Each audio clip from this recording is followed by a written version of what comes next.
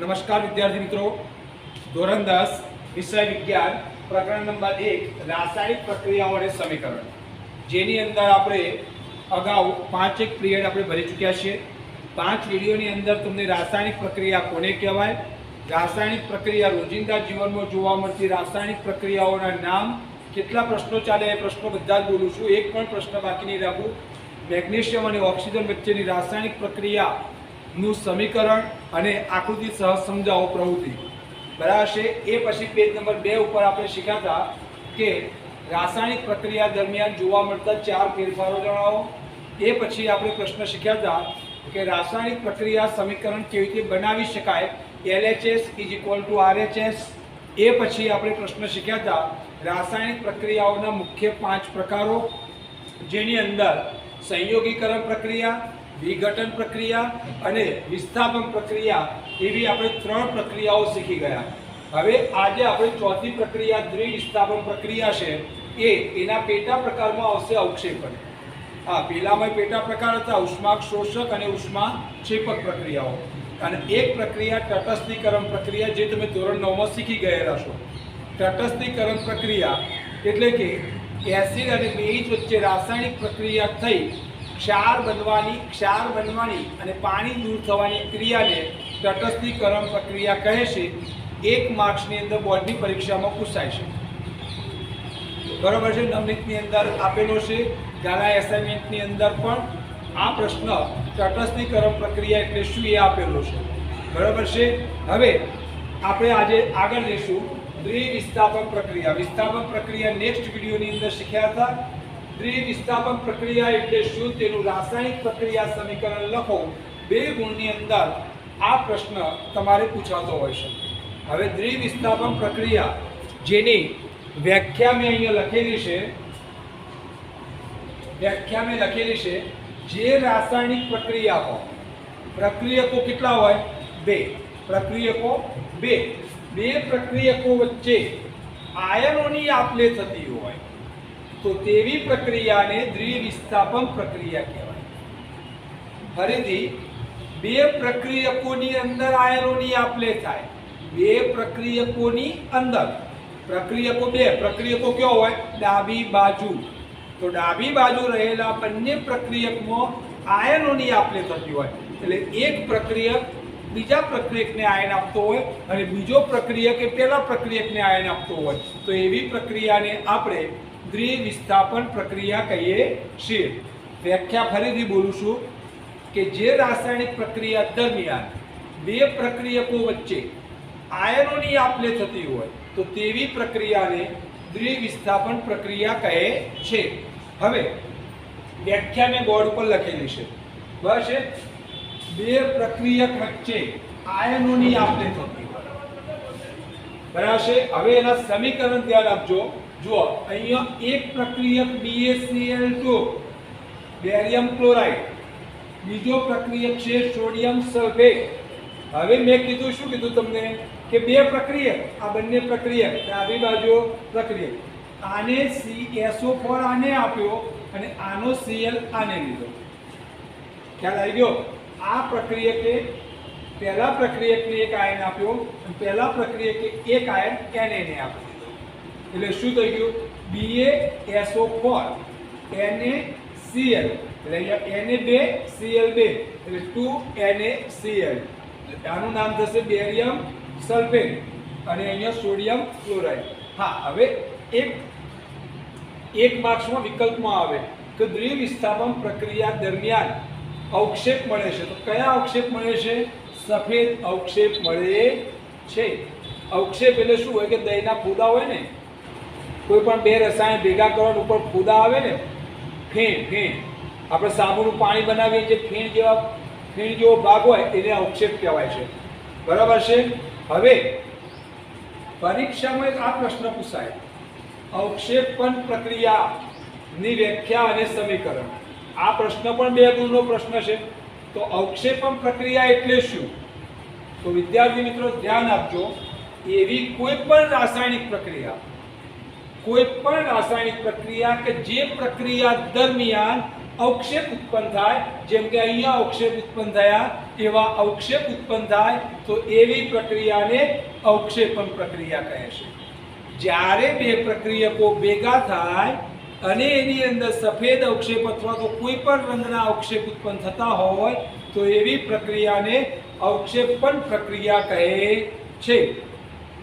આ સમીકરણ આમાં લખી શકાય અને એ મેં સમીકરણ તમને અહીંયા સમજાવવા માટે લખેલું છે.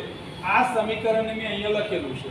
એ જ સમીકરણ આવે અવક્ષેપણ પ્રક્રિયામાં અને દ્વિવિસ્થાપન પ્રક્રિયામાં, બંનેમાં એક સમીકરણ તૈયાર કર્યું હોય તો બંને પ્રશ્નોમાં તમે લખી શકો છો. Barium chloride plus sodium sulphate એટલે અહીંયા બેરિયમ સલ્ફેટના સફેદ અવક્ષેપ મળે અને NaCl એટલે કે સોડિયમ ક્લોરાઇડ દૂર થાય, મીઠું. એ સિવાય મેં બીજું સમીકરણ લખ્યું છે અવક્ષેપમાં, PbNO3 ટ્વાઇસ લેડ નાઇટ્રેટ, આનું નામ થશે લેડ નાઇટ્રેટ, આનું નામ થશે પોટેશિયમ આયોડાઇડ KI, એટલે અહીંયા બનશે PbI2 lead iodide, lead iodide, અને અહીંયા બનશે પોટેશિયમ નાઇટ્રેટ, પોટેશિયમ નાઇટ્રેટ. બરાબર છે. હવે આ સમીકરણ પણ તમે અગાઉ શીખી ગયા છો. પ્રવૃત્તિ 1.2 ની અંદર, પ્રવૃત્તિ 1.2 ની અંદર પેજ નંબર 2 ની અંદર પહેલા જ કોષ્ટકની અંદર આ પ્રવૃત્તિ તમે શીખી ગયા હતા. એ વખત તમને આ સમીકરણ મેં લખાવ્યું હતું અને આ સમીકરણ અહીંયા દ્વિવિસ્થાપનમાં લખાવ્યું છે. એટલે એકના એક સમીકરણો વારંવાર પુનરાવર્તન થાય છે. એને બરાબર રીતે સમજવા પડે, એને બેલેન્સ કરવાની રીત મેં તમને શીખવાડેલી છે. ડાબી બાજુ ઇઝ ઇક્વલ ટુ જમણી બાજુ, એટલે પ્રક્રિયકો જેટલા એટલા જ નિપજ. ખ્યાલ આવે છે. હવે અહીંયા આપણે બે પ્રશ્નો શીખ્યા. દ્વિવિસ્થાપન પ્રક્રિયા એટલે શું, તેનું રાસાયણિક સમીકરણ, અને અવક્ષેપણ પ્રક્રિયાનું રાસાયણિક સમીકરણ. હવે અહીંયા ત્રણ પ્રશ્નો છે. ઓક્સિડેશન પ્રક્રિયા, રિડક્શન પ્રક્રિયા અને રેડોક્સ પ્રક્રિયા. પણ મેં અહીંયા રેડોક્સ પ્રક્રિયા જગ્યાના અભાવે લખી નથી. બરાબર છે. એ નેક્સ્ટ પિરિયડમાં આવશે. ફક્ત અત્યારે તમારે બે પ્રશ્નો સમજવાના છે. ઓક્સિડેશન, મેં બંને શબ્દો વાપરેલા છે, ધ્યાન આપજો. ઓક્સિડેશનમાં બંને શબ્દો વાપરેલા છે. જ્યારે તમારે ગાઈડની અંદર કે ચોપડીમાં એક જ શબ્દ વાપરેલો છે કે જે રાસાયણિક પ્રક્રિયા દરમિયાન ઓક્સિજન મેળવે તો ઓક્સિડેશન, અને અહીંયા લખ્યું છે કે ઓક્સિજન ગુમાવે તો રિડક્શન. શબ્દો એકના એક, એકમાં મેળવે એકમાં ગુમાવે. પણ મેં અહીંયા અથવા કરીને લખ્યું છે, અથવા હાઇડ્રોજન ગુમાવે અને અહીંયા હાઇડ્રોજન મેળવે. તો આ બે શબ્દોને બરાબર સમજો. આ રીતે વ્યાખ્યા લખો તો પણ સાચી પડે, આ રીતે લખો તો પણ. જો હું બંને રીતે વ્યાખ્યા બોલું છું. જે રાસાયણિક પ્રક્રિયા દરમિયાન પદાર્થ ઓક્સિજન મેળવે તો ઓક્સિડેશન થયું કહેવાય, ઓક્સિડેશન પ્રક્રિયા કહેવાય.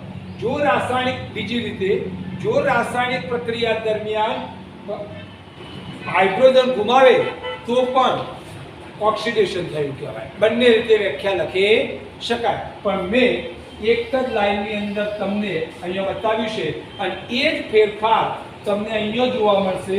બરાબર છે. અથવા શબ્દ વાપરી શકો છો, અથવા. બરાબર છે. તો અહીંયા સમીકરણ મેં આપ્યું છે આનું, બે copper, copper plus oxygen, copper oxide બન્યું છે. એટલે આમાં આને શું કર્યું, આ કોપરે આ ઓક્સિજનને મેળવ્યો, એટલે અહીંયા O2 મેળવે છે, મેળવ્યો ઓક્સિજન મેળવ્યો એટલે શું થયું, ઓક્સિડેશન. કોનું ઓક્સિડેશન થયું, કોપરનું.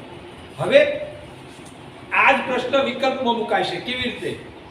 જ્યારે વિકલ્પમાં આવે ત્યારે તમે કહો કે સાહેબ આવું તો શીખ્યા જ નહોતા. પરંતુ અહીંયા ધ્યાન આપજો, પરીક્ષામાં આવી હશે કે નીચેની પ્રક્રિયામાં કયા અણુનું વિસ્થાપન થાય છે, ઓક્સિડેશન થાય છે. તો 2Cu + O2 નિપજની અંદર આ પ્રક્રિયા કહેવાય, આ નિપજ કહેવાય. CuO copper oxide. તો જવાબમાં આવશે કોનું ઓક્સિડેશન થયું, તો અહીંયા મેં લખ્યું છે કોપરનું ઓક્સિડેશન. ચોપડીમાં આવી કોઈ જ માહિતી નથી, ફક્ત વ્યાખ્યા છે અને પ્રક્રિયા સમીકરણ રેડોક્સ પ્રક્રિયાની અંદર બંને બતાવી દીધા છે. એટલે આ સમજી જશો તો ચોપડીના પત્તા ફેરવવાની જરૂર નહીં પડે, આસાનીથી ખ્યાલ આવી જશે. હવે અહીંયા મેં એવું બીજું સમીકરણ લખ્યું છે, શું આ તો બેલેન્સ કરવા માટે મૂક્યા હોય. મેગ્નેશિયમ પ્લસ ઓક્સિજન એટલે મેગ્નેશિયમ ઓક્સાઇડ. તો આમાં ઓક્સિડેશન કોનું થયું? મેગ્નેશિયમનું. આમાં ઓક્સિડેશન કોનું થયું? કોપરનું. હવે કોને O મેળવ્યો? આને O મેળવ્યો. બરોબર છે? મેગ્નેશિયમે ઓક્સિજન મેળવે છે. હવે બીજો પ્રશ્ન, રિડક્શન પ્રક્રિયા. બરોબર છે? તો રિડક્શન કોને કહેવાય? તો જો આ આવડે તો આ આવડે, આ એકબીજાના પૂરક છે. અહીંયા ઓક્સિજન મેળવે, હાઇડ્રોજન ગુમાવે. આ બે શબ્દો બદલી નાખો તો અહીંયા ઓક્સિજન ગુમાવે અને હાઇડ્રોજન મેળવે. બાકીના શબ્દો એના એ જ. જે રાસાયણિક પ્રક્રિયા દરમિયાન ઓક્સિજન ગુમાવે અને અથવા હાઇડ્રોજન મેળવે તો આ પ્રક્રિયાને રિડક્શન પ્રક્રિયા કહે છે. કઈ કહે છે? રિડક્શન. હવે એનું પ્રક્રિયા સમીકરણ આપણે લઈએ. CuO આ છે, ઉલટાવી દેવાનું છે. આ છે, ઉલટાવી દેવાનું છે. આને ઉલટાવો તો બીજું સમીકરણ મળી જાય. ખ્યાલ આવે છે? બધામાં સમીકરણો હું એકના એક સમીકરણ બીજી જગ્યાએ વાપરું છું, કેમ કે તમે વધારે સમીકરણ તમારે યાદ રાખવા પડે નહીં. જો આ જે ડાબી બાજુ છે બસ CuO plus H2, sorry hydrogen સાથે પ્રક્રિયા છે. H2 એ નથી, એ નથી. CuO પ્લસ H2 તો શું થઈ ગયું? H2 આને O સ્વીકારે અને કોપર અલગ. એટલે આપણે શું કીધું? ઓક્સિજન ગુમાવે તો આ કોપરે આ ઓક્સિજન ગુમાવી હાઇડ્રોજનને આપ્યો. બરાબર છે? એટલે આ H2O પ્લસ Cu, તો આમાં CuO નું આનું રિડક્શન થયું એટલે કે એને ઓક્સિજન ગુમાવે છે. તો આ પ્રક્રિયાને રિડક્શન પ્રક્રિયા કહે છે. તો હવે વિદ્યાર્થી મિત્રો તમે હોમવર્કની અંદર લખી લો, દ્વિવિસ્થાપન પ્રક્રિયા એટલે શું? તેનું રાસાયણિક પ્રક્રિયા સમીકરણ લખો. બીજું અવક્ષેપણ પ્રક્રિયા એટલે શું? એ તમારે મેળવવાનું છે. પ્રશ્ન નંબર 3 ઓક્સિડેશન પ્રક્રિયા એટલે શું? રિડક્શન પ્રક્રિયા એટલે શું? તેના પ્રક્રિયા સમીકરણ લખો. બરાબર છે? આ 4 પ્રશ્નો તમારે લેસનમાં લખવાના છે અને તૈયાર કરવાના છે. અને નેક્સ્ટ પિરિયડની અંદર રેડોક્સ પ્રક્રિયા એટલે શું અને એના સમીકરણ એને સમજવા માટે આ બે મુદ્દા તમારે જરૂરી છે. એટલે આ બે મુદ્દા તૈયાર કરવા જરૂરી છે, તો જ તમને રેડોક્સ પ્રક્રિયામાં ખ્યાલ આવશે. હવે આ લેસન તમારે લખવાનું છે, તૈયાર કરવાનું છે. અને કંઈ ના સમજણ પડી હોય તો મારા મોબાઈલ નંબર 97 264 10 843 નંબર ઉપર વોટ્સઅપ ફોન કરીને એનું સોલ્યુશન મેળવી શકો છો. જય હિન્દ, અસ્તુ.